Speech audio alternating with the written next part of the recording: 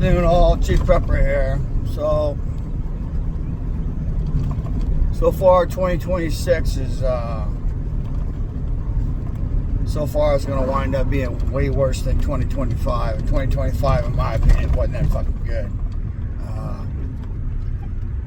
A lot of potential for hostilities to break out in multiple different places.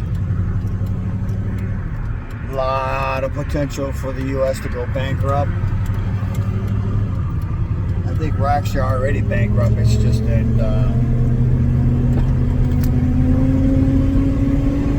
nobody's paying attention, if that makes any sense. So today, I'm on my way to an auto parts store to pick up some parts for the Dart, which they're actually something I can't live without, actually. That or the car will never have heat or defrost. And we're supposed to be moving into winter here pretty soon. Get rid of some of this noise.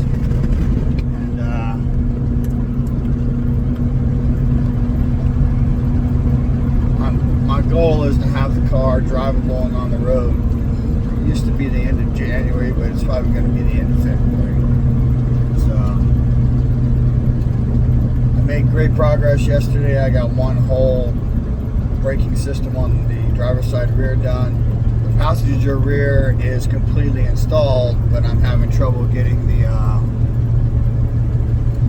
hydraulic fitting to thread into the wheel cylinder. So I know what the problem is now, and I'm going to try and fix that probably tomorrow with a file. Some of the threads are buggered up, and it won't thread in. You can fix that sometimes with just a file and smoothing out the threads. But you have to have the right size file. Right? So if that gets done, the next thing I'm probably going to do is drop the drive shaft, take it in, and have the U-joints redone. I could probably just grease the U-joints and run them as is for a little while, but the issue there is the car's not been on the road driving since 1999. So everything that is a bearing or something that turns is probably rusting and needs to be dealt with. So once I get the drive shaft in, get it back, assuming that, while that's happening, I can get the front brakes changed out. They should be easier because there's no emergency brake. The emergency brake system on the back is kind of a pain to deal with. The wheel cylinder on the driver's side rear came out a whole lot fucking easier than I expected. If I'm lucky, both the front wheel cylinders would do the same. There is a process to that. You gotta like treat it with penetrating oil and all that shit. So anyway, I would kind of stay on top of your preps, like the advice that all the prepping channels used to give. You know, I've been prepping since 2020, and there's still things I want to get, but if I had to, I could make it for a long time right now. Power generation, I think, is going to be a big one. It's just the way that is. And I used to think you could just get one generator and you'd be fine, and technically that's true.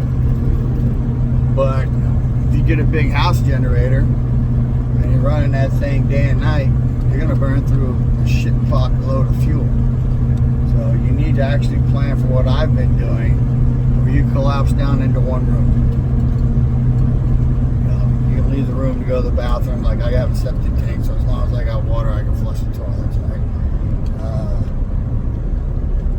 And you need to work real hard at being debt free. I'll tell you that much as you can. I just made a large payment on a credit card. This next payday, which is in 30 days or so, well, less than that, but next payday I'll pay another large amount on the credit card. Then I'll almost have it paid off. And then as soon as I'm done with that, I'll probably turn around and start working on another one.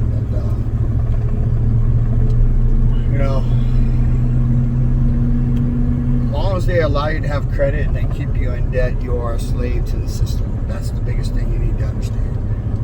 You have to work. You have to do certain things to make a certain amount of money. The more credit and debt, the more debt you have, the more money you have to have in order to pay that debt or service that debt, which is what the United States is doing. But they're going to get to a point at some point where they're not going to be able to service it. Right? You know, I did a video 6 months ago calling it, saying that during this administration with Trump, he's going to bring in digital currency. Digital ID is already happening. It's not all over the U.S., but it's happening. And then once they do digital currency and digital ID, then, you know, unless you own your shit, you have a pile of assets, hard assets, the assets you can put your fingers on, you are not going to be able to do anything. That whole electric car, digital ID, digital currency is designed to control your movement. So there are people right now in America who do nothing but spend time traveling. And that is going to come to a screeching halt. So, it's going to be a bad deal for everyone involved. So my encouragement is stay on top of your preps. Like right now, I'm on my way to get propane. And then I'm also going to an auto parts store. And then after that, I'm going to gas this gas guzzler up. Right now, this whole month of January is an experiment to see if I can live without the 4Runner for the most part. I'm no spring chicken. I'll be 59 soon, and then, you know, basically, in my opinion, I'm too old to be driving some shit that I don't want to drive. So, but it is what it is. I mean, you got to make decisions that are best for you and what you want.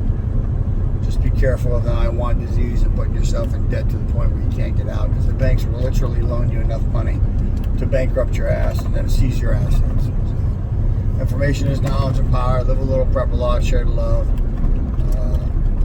I'm starting to believe these ICE incidents and shootings are designed to divide the country, to promote civil war.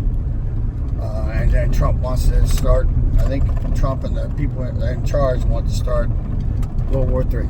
So that's a big reason you need to have as much assets as you can on hand. So, G Prepper, out.